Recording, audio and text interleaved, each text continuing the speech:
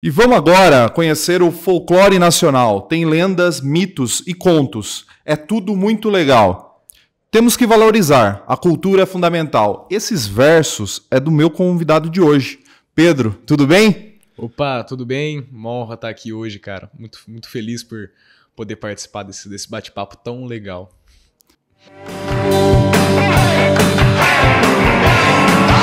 Além dos outdoors.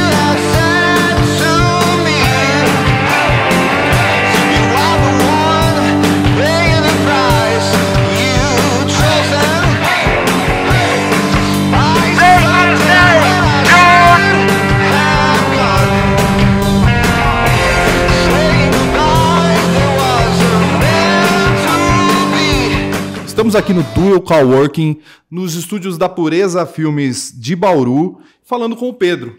Pedro, você é bauruense e eu já vou começar te perguntando de onde surgiu essa questão da cultura nordestina? Bom, como já disse, é uma honra poder estar aqui, fico muito feliz em poder estar nesse bate-papo tão legal. Um abração para todo mundo que está assistindo isso aqui agora. Sou daqui de Bauru, né, e sou um cara que, apesar de ser bauruense, apesar de ser paulista, não ter nenhum parentesco com a cultura nordestina, eu sou um apaixonado por ela, né? Pela cultura não só nordestina, mas pela cultura popular do Brasil inteiro. Quando eu era muito pequeno, eu já gostava muito de música sertaneja de raiz, sabe? Tinha um Carreiro e Pardinho, assim. Daí eu conheci o tema do cangaço a partir de um filme, e eu fui pesquisando cada vez mais, e daí foi aí que eu me apaixonei pela cultura. Porque como que você não vai se apaixonar por uma cultura tão rica, com tantas coisas legais, com tanta coisa importante, né, pro nosso país.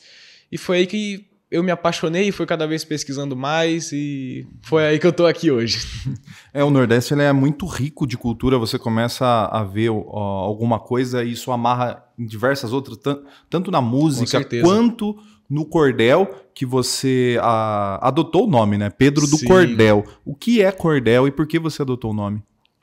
Cordel é um tipo de literatura popular, né, que nós temos lá no Nordeste, que surgiu na Europa, né, porém se tornou o que a gente conhece como cordel aqui no Brasil a partir, né, juntamente com Leandro Gomes de Barros, no final do século XIX. O cordel sempre foi uma espécie de jornal para quem morava no interior do Nordeste. Quem não tinha oportunidade, né, que não tinha dinheiro para comprar um jornal, comprava o cordel. E o cordel ele tem uma estrutura muito legal que é feita em rimas e versos, né? Ela tem que seguir um certo número de versos para cada estrofe. Por exemplo, a sextilha tem que ter 6 versos, a septilha com 7 versos, a décima com 10. Né? Nós temos que seguir isso. Daí ele tem toda uma cadência, né, que a gente traz na literatura de cordel. E isso é muito legal porque ele traz uma dinamicidade gigantesca para quem quiser conhecer... Para quem quiser tratar de qualquer tema com a literatura de cordel, aqui nós temos cordéis sobre Lei Maria da Penha, por exemplo, né, que é um tema super complexo. Sim. E que com a literatura de cordel a gente abrange de uma forma super tranquila, super simples, que todo mundo vai entender. Pedro, você é muito articulado, cara. Eu tô impressionado com você. Sua mãe tá aqui. Você tem quantos anos? 15 anos. 15 anos, cara. Eu com 15 anos, eu não conseguia juntar 3 palavras. A minha pergunta é assim, como que é ser um popstar? Na escola, assim, todo mundo vem falar com você. Você faz sucesso com a mulherada, tenho certeza. Cara, eu não sou um popstar, né? A única coisa de pop que eu tenho é popular da cultura, né? Mas eu não sou um popstar, não trabalho com cultura de massa. Mas, cara, na escola eu sou amigo de todo mundo. Eu tenho uma grande amizade com todo mundo da escola. Inclusive, minha escola é aqui do lado, né? Colégio Esquema Único. Quero mandar um abraço pra galera de lá. E... cara, eu tô solteiro.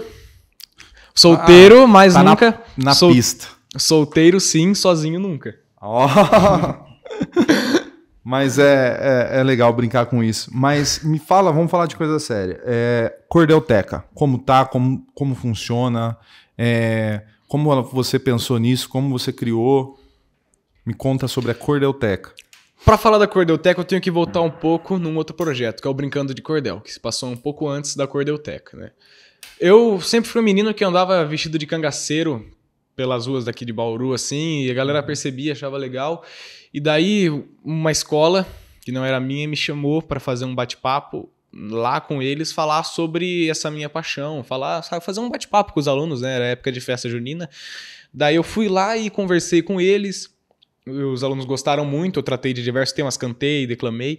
E daí outra escola foi chamando outra, e foi assim que surgiu o projeto Brincando de Cordel, né? Inclusive, esse meu nome, Pedro do Cordel, veio com uma matéria do jornalista daqui de Bauru, Nelson Itaberá, e ele fez essa matéria e chamava Menino Pedro do Cordel e do Baião, né? E foi aí que a gente também puxou esse nome, porque a matéria falava algumas coisas relacionadas também ao projeto que estava começando. E daí surgiu esse nome Menino Pedro do Cordel e do Baião, que depois ficou, quando eu não era mais menino, né? Ficou Pedro do Cordel e do Baião, e hoje em dia é Pedro do Cordel. Né, que é mais enxuto assim, todo mundo vai lembrar. Porque antigamente muita gente confundia, né? Pedro do Baião e do Cordel, Pedro do Chachado e do Baião, Pedro do Cordel e do Canhão.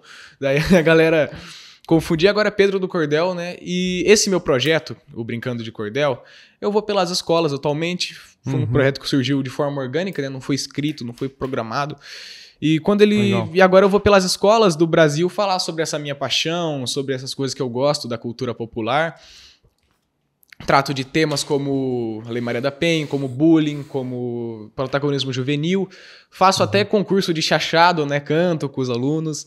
E é sempre muito legal, né? Ter uma troca de conhecimento com os alunos. Muitos alunos que são nordestinos vêm falar comigo. Cara, me senti em casa, me senti na minha terra, sabe? Eu fico muito emocionado, muito feliz em poder estar compartilhando isso com os alunos, sabe? Muito bacana. Você falou sobre o Baião, que era Pedro do Baião. Eu sou um dos grandes fãs do Luiz Gonzaga. Luiz Gonzaga. O Rei do Baião. Você tem um projeto musical também que a gente conversou antes daqui. Como que é? Conta pra mim. Você toca, você canta, você se apresenta, você tem uma banda. Como funciona? Só antes eu gostaria só de terminar de falar da Cordelteca.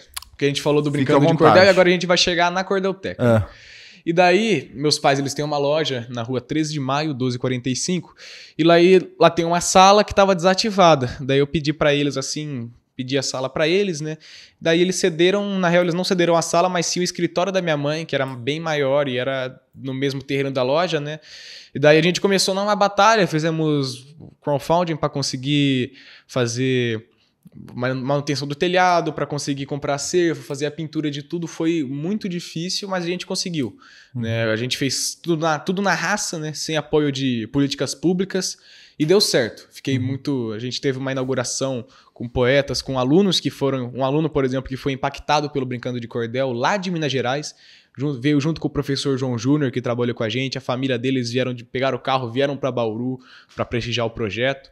A gente teve pessoal da APAI que foi cantar Asa Branca lá também, que eu passei com eles. Poetas como João Gomes de Sá, o próprio presidente da Academia Brasileira de Literatura de Cordel, que leva o nome da Cordelteca, né? A Cordelteca Gonçalo Ferreira, em homenagem ao presidente. Que legal. Ele estava presente e o pessoal de lá, eles enviaram também bastante doações. E a Cordelteca, ela atualmente, né, nós recebemos alunos, nós estávamos recebendo tanto público de Bauru quanto alunos de escolas públicas particulares que faziam uma agenda e a gente sempre bancava tudo do bolso, né? A gente fazia o aluguel das cadeiras, a gente tinha que alugar, né? Porque eram 50 pessoas, da 1 da tarde às 5 horas. Então a gente alugava a cadeira, a gente alugava o material para fazer a isogravura, né? Que é a capa do cordel, a xilogravura é a capa do cordel feita na madeira. E a gente faz a isogravura, né? Que é feito no isopor, que é uma maneira mais fácil e mais barata para o pessoal. E daí a gente também alugava o lanche, alugava diversas coisas, o data show, quando tinha, quando não tinha, o som também a gente alugava, tinha vezes que eu falava no gogó, tudo. Então, é sempre muito legal, mas tem esse custo, mas a gente faz, cara, pra cultura a gente não mede esforços. Você bancava? A gente bancava do bolso, até que o Voa, né, a plataforma de... Banca não, bancava porque agora a Cordelteca ultimamente tá fechada, né? A mãe que paga as contas aqui tá falando que não bancava, não banca ainda. Né? É porque eu falei bancava porque a Cordelteca tá fechada ultimamente. Mas a gente. Ainda há muitas coisas a gente que assim? banca. A Cordelteca tá fechada? Tá só com horário marcado, né? Mas a gente nós não tivemos o ano passado inteiro visitações de escolas, né? Então, mas é uma pena, assim, o poder público não olhar para uma questão dessa, principalmente como você tem visita de... Incentivar a cultura das crianças, eu acho que é primordial para uma sociedade mínima, né? Quando eu falo em Nordeste, qual é a primeira coisa que vem na sua cabeça? Música. O Nordeste. Eu gosto muito dos nordestinos. O senhor conhece? Conheço muito, inclusive eu sou mineiro. Eu sou lá do norte. Minas é norte, né? A fome. São de coragem e trabalhador. Ai, fome, né? A situação seca, a situação financeira, a situação das pessoas que estão passando fome. Eu acho muito bem os nortistas. São meio bravos, mas são bons. A gente consegue mudar os preconceitos, cara, mexendo na base. Porque é muito mais difícil mudar a cabeça de um cara de 40 anos do que eu mostrar pra uma criança de 12, sabe? Para um jovem, ele vai se apaixonar muito mais fácil, porque ele não vai ter essa barreira de preconceito, e ele vai falar pro pai, pra mãe assim, e isso pode acarretar também e mudar eles com mais facilidade. E na palestra, né, da Cordelteca, né, é uma visita monitorada, né, a gente passa a tarde lá, a gente fala de diversos temas, a gente começa a produzir cordéis, e é sempre muito massa também, os alunos eles sempre gostam muito. E a Cordelteca, né, em momento de pandemia, esteve fechada. Sim. E a gente estava atendendo, né, com horário marcado, muita galera de universidade que tinha trabalho para fazer,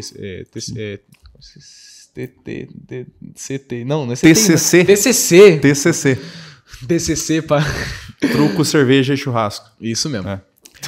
Isso é, galera, o que os calouros fazem com o dinheiro que você, bicho, vai pedir no semáforo. Exatamente. Mas daí o pessoal ia com horário marcado para fazer as pesquisas, né?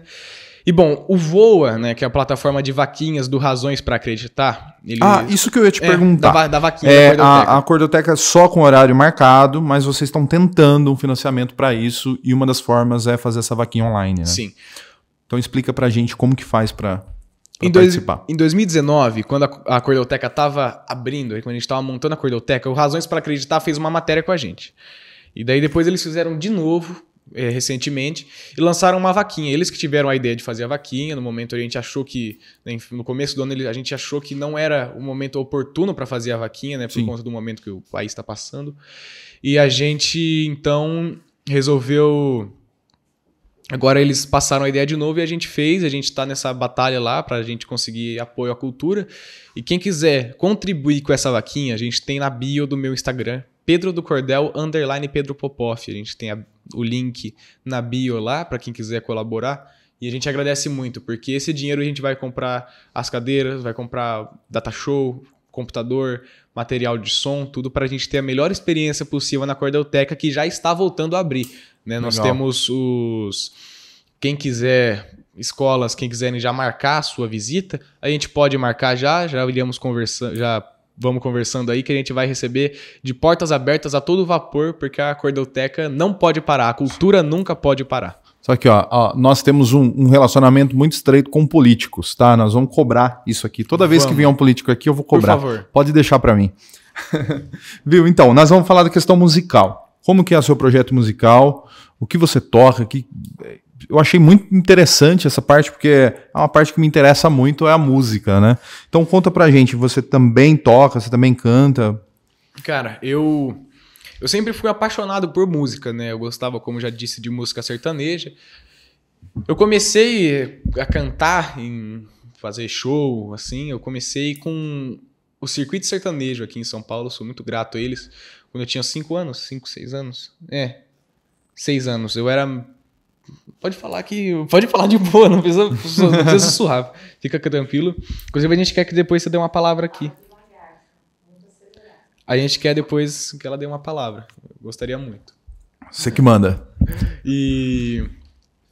Mas, como eu tava falando, né, eu comecei com a galera do Circuito Sertanejo. A gente ia todo fim de semana por cidades aqui do interior de São Paulo, eu tava cantando música sertaneja, e daí eu já gostava da cultura nordestina, e foi aí que eu comecei a também começar com um trio de forró pé de serra.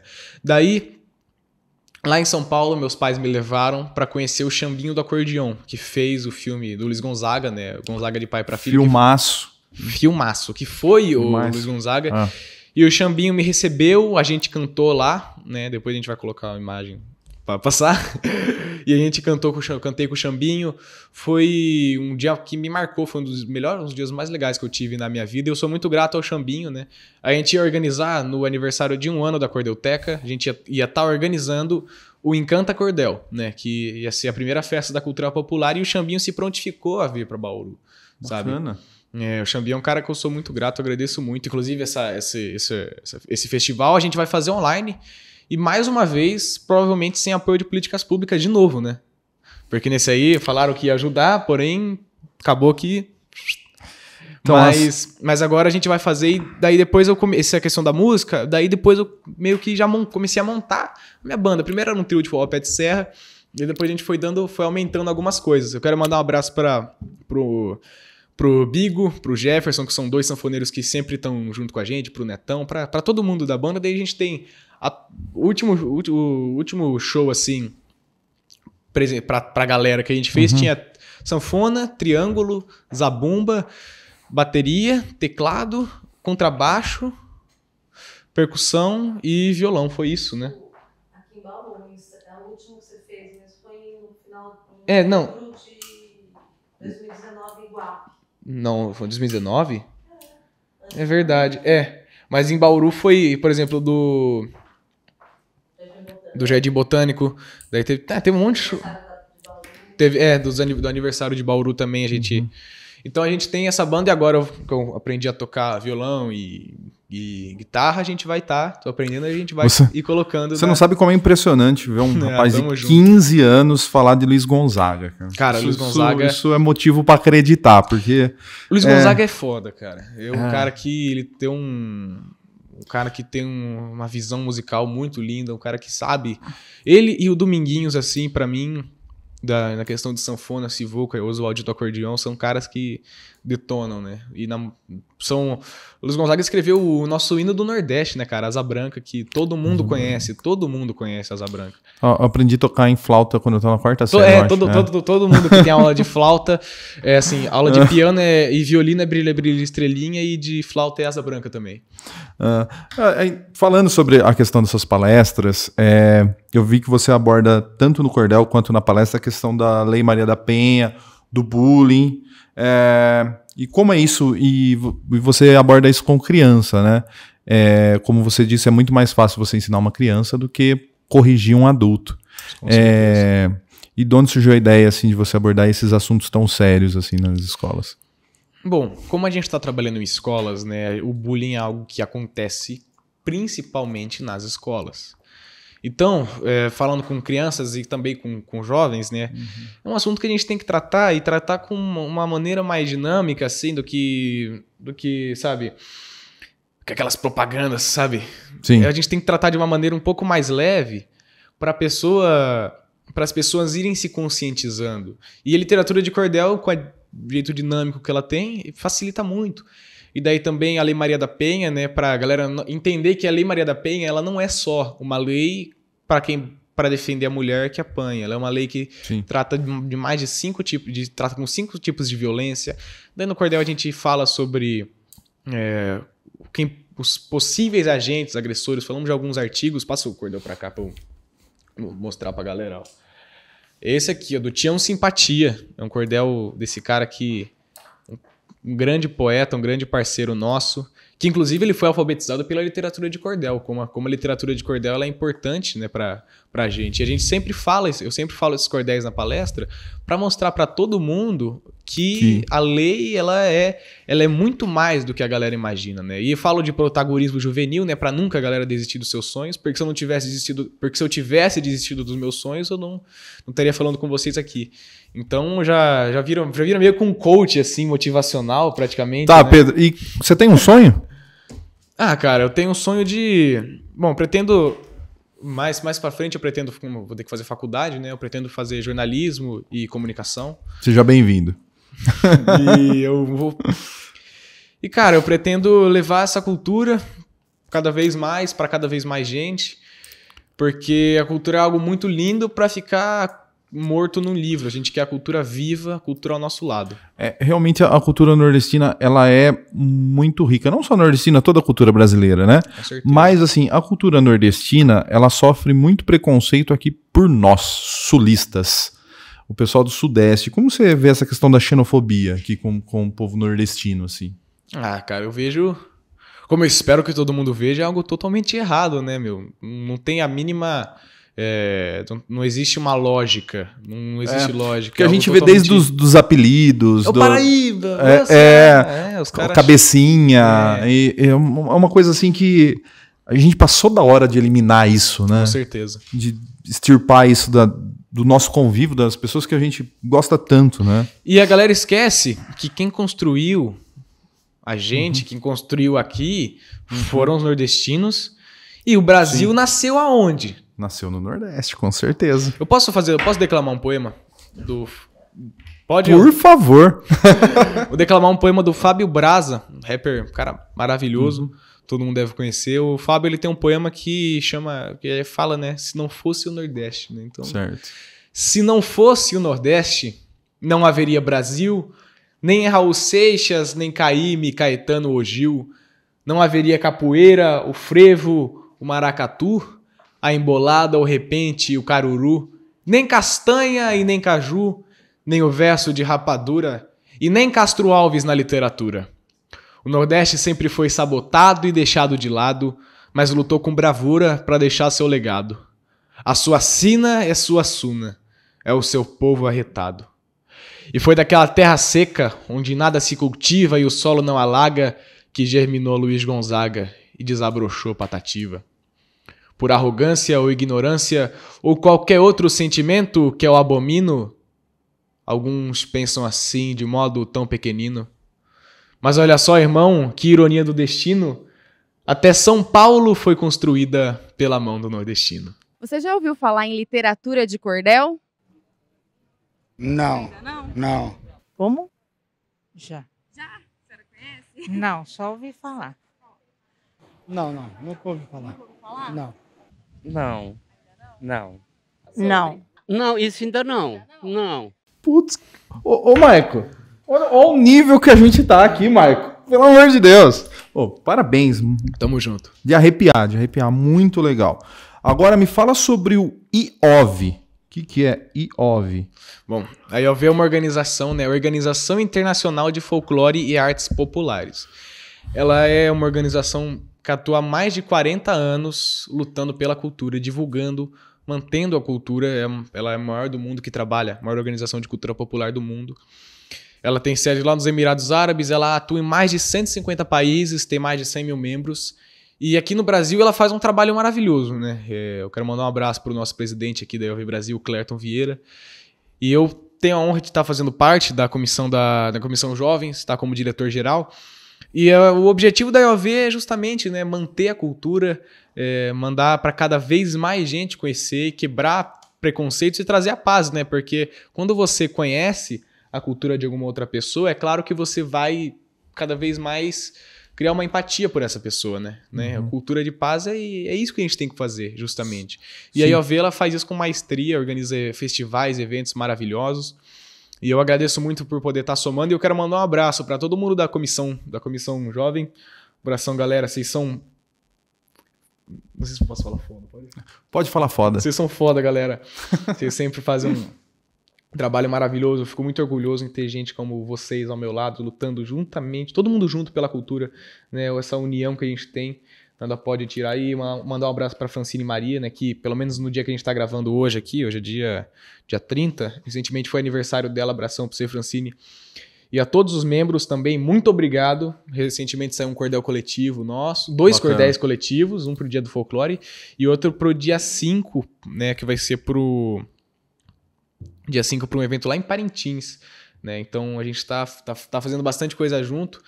E se você é um jovem que trabalha com cultura popular, você que gosta de cultura popular, entra em contato com a gente aí. Vamos somar nessa organização que é tão legal que é a IOV. Que legal. Eu vi você falando que a cultura é uma das formas de você unir as pessoas, né? E tirar os preconceitos que há. E você, no seu verso, você citou o Suassuna, Ariano Suassuna. Que eu acho que é o maior exemplo brasileiro de fazer, porque ele, no Alto da Compadecida, ele trata das questões do cangaço, da cultura popular, de todos os tipos do sertão nordestino lá, e de uma maneira que o Brasil amou, e hoje eu acho que é o filme brasileiro... rivaliza ali com outros dois, mas é um dos filmes brasileiros mais amados, né? Com certeza. Ele é um dos filmes que eu mais gosto, né? Todos os filmes que eu gosto, tô falando de filmes brasileiros, né?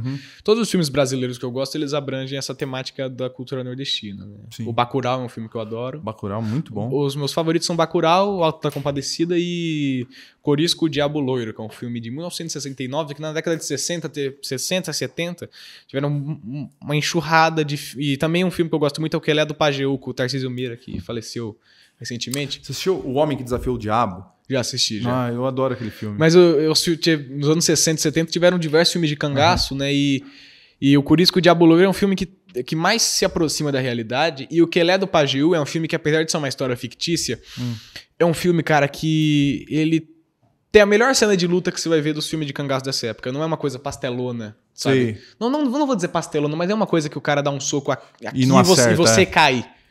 É um filme que tem uma luta no final, assim, mas não vou dar spoiler da história, mas no final, assim, tem uma briga dentro de uma cozinha, daquelas casas nordestinas apertadíssimas, de facão. A gente jogando cadeira, armário, assim. E é um negócio claustrofóbico que você vai ficando com medo, é um negócio muito bem feito, daí a luta vai pro quintal, assim. E, cara, e o Suassuna, ele, com o Auto da Compadecida, ele fez um apanhado, né, de diversos símbolos da cultura, né? Como, por exemplo, o cavalo, o gato que diz come dinheiro, relacionado a uma lenda lá um cordel do cavalo que diz comia dinheiro. Eu tive uma oportunidade única de acompanhar uma aula show do Ariano Suassuna, pessoalmente. E lá ele conta como ele escreveu o Auto da Compadecida. E ele diz que foi através de vários cordéis. Sim, o João Grilo. O João Grilo é um cara, é um personagem da literatura de cordel que a gente tem de ver. Eu tenho na cordel até com uns 30 sobre João Grilo. Que é um cara que... e daí o Suassuna, ele, de uma forma magistral, ele pegou todo mundo. O Brasil cuida muito mal dos seus ídolos. Suassuna era para ser imortalizado, era ser venerado no nosso país. E muitos dos nossos ídolos são nordestinos, né? A maioria deles. Se você for ver a essência... Porque nós somos... No próprio cordel, cita uns 10, né? Nós somos um povo só. O pessoal gosta de separar muito, assim, por região. Nós somos um povo só. Nós somos brasileiros. Brasileiros do norte, do nordeste, do sudeste. Tanto faz. Eu tenho um cordel que justamente nós somos todos brasileiros, cara. Quer que Tá aí. Deixa eu pegar ele aqui, ó. Tá aqui, ó. Mostra aí pra galera. Somos todos brasileiros. Mas eu acho que esse é o espírito, né? Somos todos brasileiros dessa nossa terra amada, de regiões mais diversas, de cultura abençoada, cada um com seu jeito, com a sua forma inspirada. Pois é, o Brasil é isso, né? O Brasil é miscigenação, o Brasil é todo mundo junto. E isso que faz a nossa beleza. Eu acho que essa mistura é o nosso, que a gente tinha, o que a gente tem de mais sagrado, né? No final do cordel eu falo, então vamos sempre juntos, então vamos seguir juntos, sempre estendendo a mão, dando apoio e amor, aquecendo o coração. Aqui trabalhamos juntos, nós não temos competição, né? Eu trato disso porque a gente não... O Brasil é um só, a gente tem que... O Brasil, ele é o Brasil, né? E cada coisa, cada lugar tem sua cultura própria, mas a gente... Não tem por que ficar separando e diminuindo. Essa é uma mensagem muito importante, porque nós estamos vivendo um tempo de divisão. Até por causa de política, cada um tem seu time, cada um muito polarizado. Está muito polarizado, a gente tem que voltar a ser um povo só. Isso eu acho muito importante. Pedro, o cangaço. Vou fazer uma questão polêmica para você. Eu acho muito legal o folclore a questão do cangaço, as histórias do Lampião, Maria Bonita. É muito legal, mas afinal, o cangaço, eles eram bandidos que se reuniam para saquear cidades ou eram heróis que lutavam eram resistentes contra as imposições do governo? Cara, os cangaços... A galera pergunta... vou abranger o cangaço em geral e não só a figura de Lampião. Tá. Que a gente abrange muito a figura só de Lampião, mas a gente tem que pegar a questão em geral e a gente não pode ver o cangaço com a ótica de hoje em dia. A gente tem que ver com a ótica de 1930. O cangaço foi um movimento que ocorreu, para contextualizar, né, no Nordeste brasileiro, de pessoas que se uniam por diversas razões, desde brigas de família até opressão por conta de política, ou por meio de vida, né, para a pessoa que queria ganhar dinheiro, entrava no cangaço. Não vou dizer muitos, mas uma parte foi justamente para fazer isso, e muitos enriqueciam. Só para você ter uma ideia, tinha o cangaceiro Zé Baiano. O cara, ele tinha tanto dinheiro que ele emprestava dinheiro para comerciantes de Aracaju. E ele era um agiota, né? Ele era meio que um agiota, assim, vamos dizer. E ele emprestava dinheiro pros comerciantes e cobrava juros, assim. Lampião era um cara que tinha uma quantia exorbitante Corisco, principalmente os chefes de bando, né, que eu tô citando. E bom, os cangaceiros, eles eram nômades, eles não tinham uma moradia fixa. E eles viviam pelas caatingas e acampamentos. Peraí que eu tô coçando aqui a ponta do nariz. Vocês estão falando mal de mim. Não sei se é isso falando mal de mim, mas... Cultura inútil, hein? Essa é a cultura. Parece minha mãe falando. Minha avó. E, bom, os cangaceiros, eles seguiam não só saqueando. A galera fala que que Lampião era um Robin Hood do sertão. Não, Lampião ele não dava pros pobres, assim. Sim. Roubei tudo daquele cara, vou dar a grande parte para os pobres. Não, eles faziam assim, jogavam umas moedas pra galera, assim, pra galera catar. Não era uma coisa... Era de cima pra baixo, não era um igual. Mas se ele gostasse de você, ele ia te ajudar. Sim. Se ele chegasse na tua casa e falasse, quero comer. Se você desse uma comida pra ele, ele te ia pagar com uma boa quantia de dinheiro. Porém, assim, né, o cangaço é um tema que a gente tem muita coisa ainda pra se descobrir, porque tem muito mito, tem muita mentira, tem muita gente querendo ganhar em cima do nome de Lampião, tem gente inventa história que Lampião era gay, que Lampião não morreu, que Lampião foi envenenado em Angicos, mas a gente tem que cada vez ver mais. E se herói ou bandido, cara, eu digo que era cangaceiro, né? Era um misto de... O pessoal gosta muito de comparar. Era um misto de justiceiro com... O justiceiro eu não digo porque... O justiceiro, no que eu digo assim, de fazer a sua vingança, muitas vezes, né? Porque justiceiro, a gente pode dizer aquele cara que prende os bandidos e entrega pra lei, assim, na visão que a gente tem. Mas eles eram cangaceiros, cara, né? Como caracterizar melhor do que cangaceiros, que é uma coisa tão complexa. Que roubavam, combatiam a polícia, mas ao mesmo tempo atacavam coronéis e tinham apoio de muitos coronéis, muitos políticos. Sim. Lampião, ele era amigo do governador de Sergipe, né? Ele estava em Sergipe e estava de boa lá. E dizem que ele é uma pessoa culta, né? Que ele lia, o Lampião lia. Lampião sabia ler e escrever, né? Era um cara que sabia ler e escrever e Lampião tinha uma certa cultura. Ele era um cara que gostava muito de bebida importada, né? Whisky White Horse. Mas, assim, e uma coisa muito legal do cangaço, que me fez me interessar muito, foi a estética. Vou mostrar pra vocês aqui algumas coisas da estética do cangaço, né? Então vamos lá, deixa eu pegar. Numa roda de amigos, uma vez em São Paulo, quiseram comparar o Lampião com o Jesse James nos Estados Unidos, ou o Sancho Panza O Sancho Panza ele era mais o Sancho Panza era mais o revolucionário, né, cara? O Lampião ele não lutava por um ideal político, ele lutava apenas pelo ideal dele mesmo. O Jesse James eu não sou um grande conhecedor, mas dizem que ele era meio com Robin Hood também, assim. Sim. Mas o Lampião, cara, a gente não tem como comparar muito ele com alguém, porque ele é um cara único, da história. O cangaço foi um movimento único. Não tem nada igual, assim, que desenvolveu, que mudou tanta coisa. Gente, me falem aonde vocês vão encontrar homens no meio do sertão com roupas, com a camisa, calça azul de mescla, chapéu estrelado, 10 anéis, um anel em cada dedo, essas bolsas enfeitadas, olha o sol... Michael, eu acho que eu vou usar esse estilo aí. Você combina comigo? Aqui, as cartucheiras, né? Inclusive, quem fez esse bornal foi a Célia Maria, minha amiga lá da Paraíba, e juntamente com o Quirino, né? O Quirino que fez as cartucheiras e a cabaça aqui. Quero mandar um grande beijo para eles. Os cangaceiros da cultura, grandes amigos nossos, apoiadores do nosso trabalho.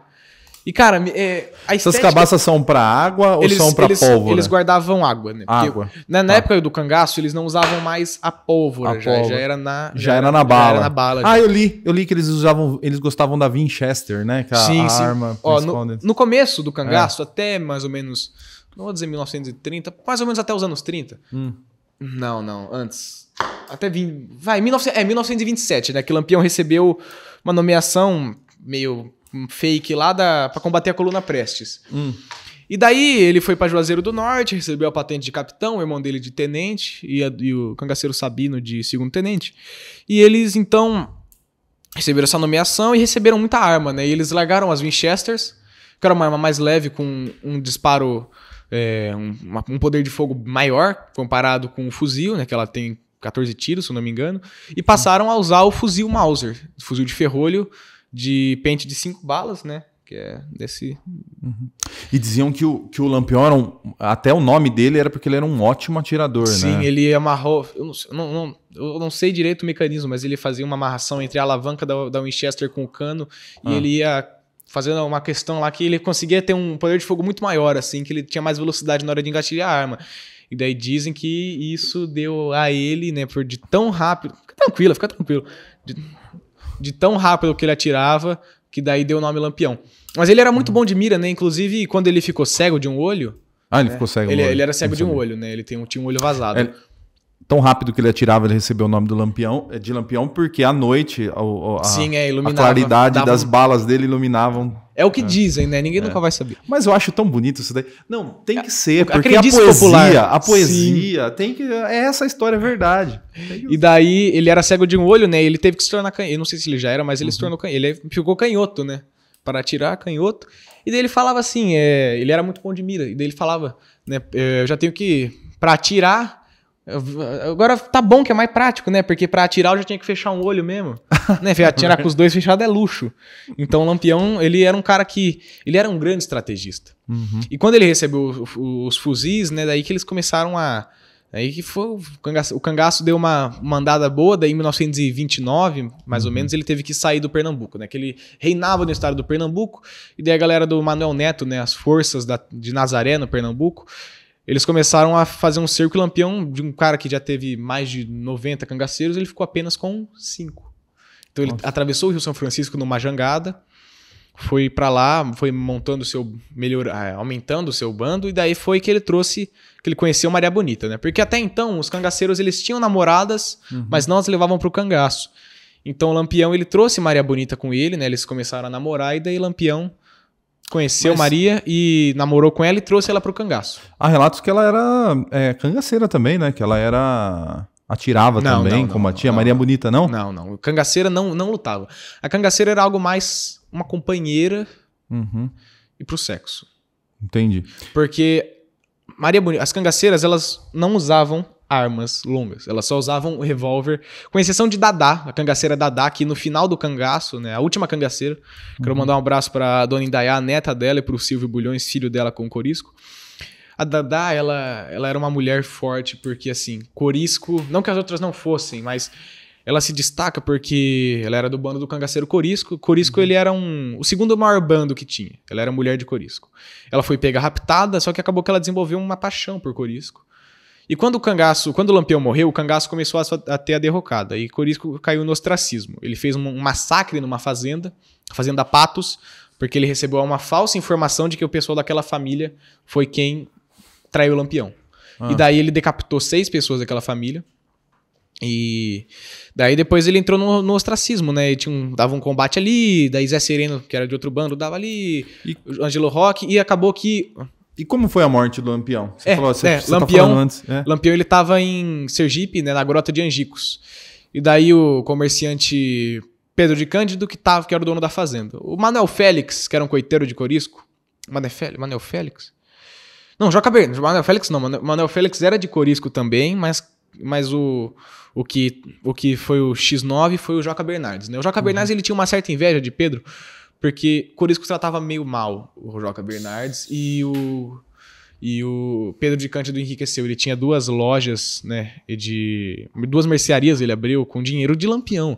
Então o Joca percebeu que que o Pedro de Cândido estava pegando muita coisa, muito mantimento. A famosa inveja, né? E ele viu que ele estava com muito mantimento. Daí ele falou assim pro sargento Aniceto Rodrigues, né, do destacamento lá de Piranhas, falou: sargento, eu acho que ele tem coisa aí, lá da Fazenda Angicos. Daí o sargento Aniceto foi pro telégrafo, telegrafou pro João Bezerra: tem boi no pasto, que era, tem cangaceiro no coito. Né? Coito era o lugar que eles se escondiam. Certo. E ele tava em Pedra de Delmiro Gouveia, o tenente João Bezerra, então eles se uniram lá com o aspirante Ferreira de Melo também, se uniram e iam fazer um combate, iam cercar e iam matar Lampião. Então eles, na madrugada, né, eles organizaram, atravessaram o Rio São Francisco em 3 canoas, né, e eram em torno de 50 homens, e na grota tinha em torno de 50 cangaceiros. Só que Lampião tinha o estado de Sergipe como sua casa, né, como um lugar tranquilo, uma safe zone. Então ele foi e tava tranquilo lá, não esperava nada. Só que uma força que estava em Piranhas, em Alagoas, né, que foi a do João Bezerra, eles atravessaram, pegaram o Pedro, torturaram ele, daí ele falou, quem sabe é o meu irmão, o Durval. Daí pegaram o Durval, que tinha 13 anos, assim, que levava lá, então eles levaram, cercaram a grota.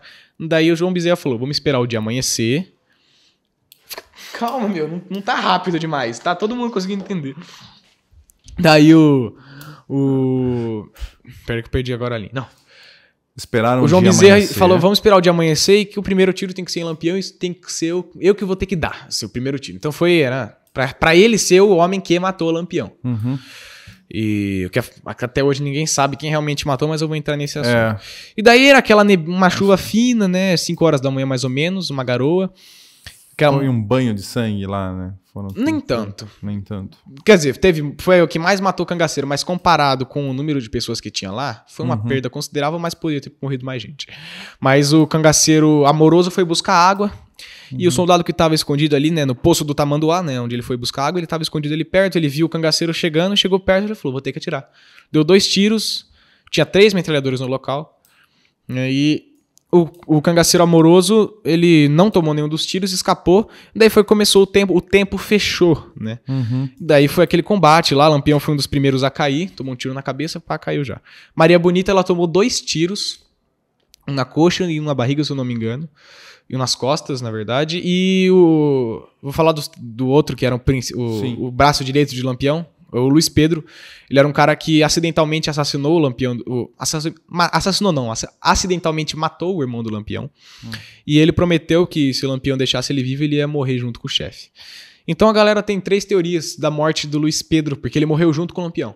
A primeira é que ele estava fora do cerco e que Maria Bonita falou assim pra ele: volta, compadre, que o Lampião morreu, você não lembra da sua promessa?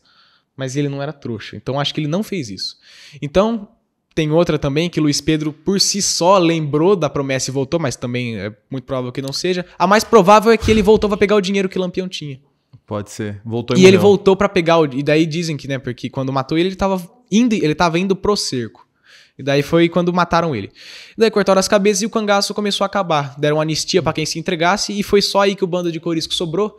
Corisco foi baleado em um dos braços, né, perdeu o movimento de um braço e o outro ficou meio machucado também. E foi aí que Dadá foi a única cangaceira no sentido de lutadora, assim, de guerreira, porque ela que pegou o rifle e ela que comandava o bando, porque Corisco tinha problema com álcool e ela que comandava o bando, né? Eles estavam fugindo quando estavam indo para Minas, né? Quando pegaram Corisco, já com os cabelos cortados, já tranquilo. Daí o tenente João Bezerra cortaram o Corisco na metralhadora e Dadá tomou um tiro no pé, que depois ela teve que perdeu a perna, no caso. Mas foi assim que o cangaço acabou com a morte de Corisco. Eu tive que dar toda essa volta pra falar disso, mas se deixar eu falo por 2 horas Pedro, desse tema. Eu percebi, mas é muito legal, muita informação. É porque uma coisa puxa a outra. Ô Pedro, eu vou te fazer agora perguntas rápidas. Tá bom. Rápido. Tá bom. Vamos lá.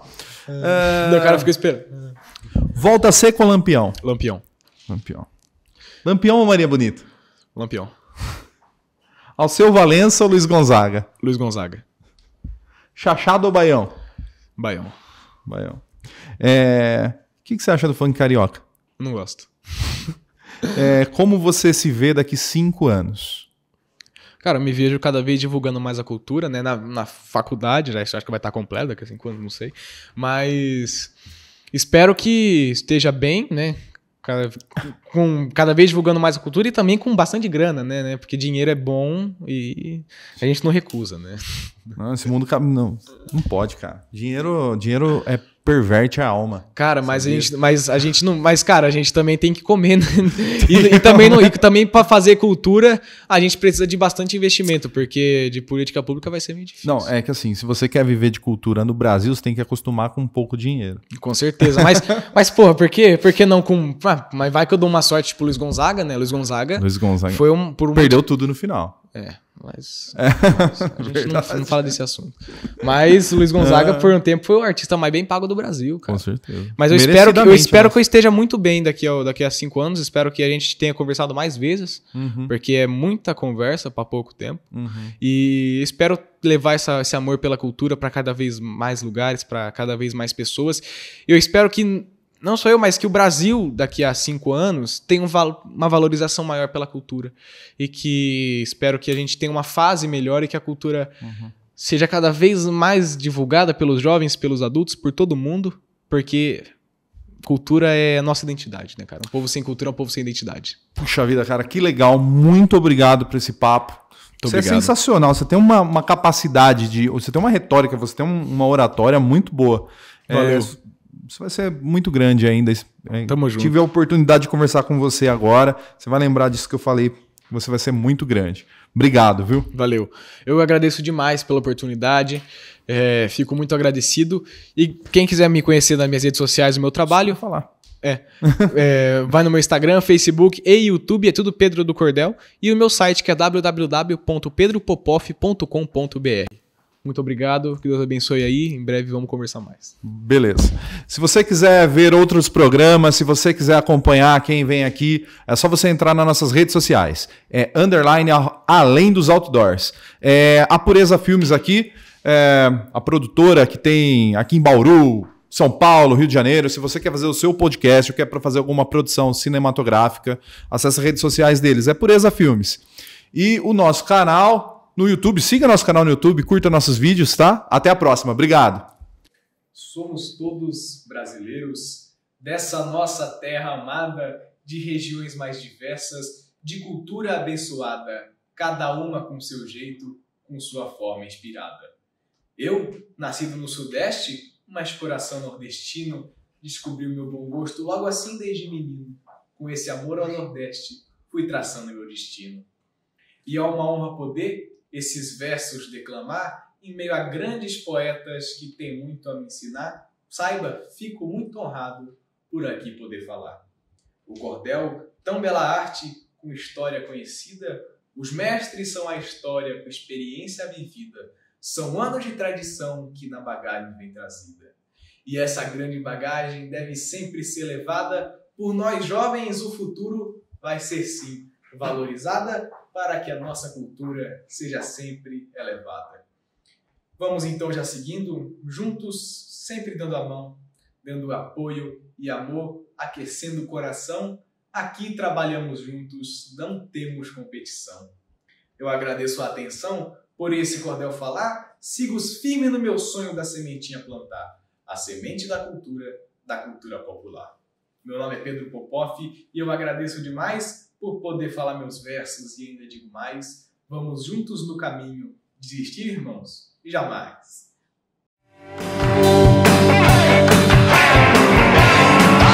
Além dos Outdoors.